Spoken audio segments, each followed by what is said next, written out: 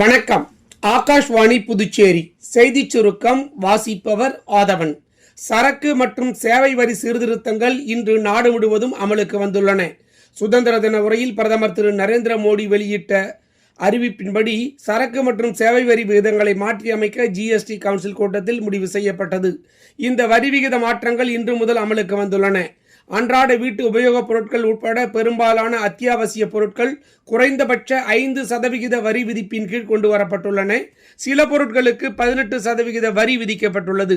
புகையிலை பொருட்கள், மதுபானம், ஆன்லைன் விளையாட்டுகள் மற்றும் வைரம் போன்றவற்றிற்கு 40% வரி விதிக்கப்பட்டுள்ளது.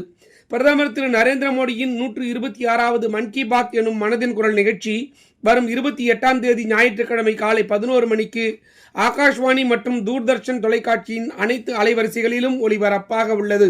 இந்நிகழ்ச்சியில் இடம்பெற வேண்டிய கருத்துக்களை பொதுமக்கள் நமோ செயலி, மைகவ் இணையதளம் மற்றும் 1800117800 என்ற கட்டணமில்லா தொலைபேசி வாயிலாகவோ வரும் 26ஆம் தேதி வரை தெரிவிக்கலாம் என்று அறிவிக்கப்பட்டுள்ளது.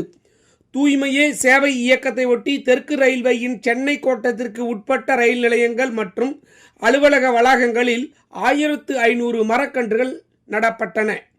இந்திய கடற்படை கப்பலான INS ஸ்ரீகாந்த் நல்லெண்ண பயணமாக சைப்ரஸ் நாட்டின் லிமாசோன் துறைமுகத்தை சென்றடைந்துள்ளது.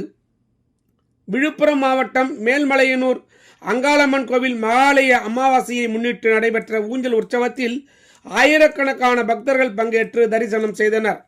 பாலஸ்தீனத்தை தனி நாடாக அங்கீகரித்துள்ள இங்கிலாந்து, ஆஸ்திரேலியா, கனடாவின் முடிவை பாலஸ்தீனத்தின் வெளியுறவுத்துறை வரவேற்றுள்ளது. இத்துடன் இந்த செய்திச் சுருக்கம் நிறைவு பெறுகிறது.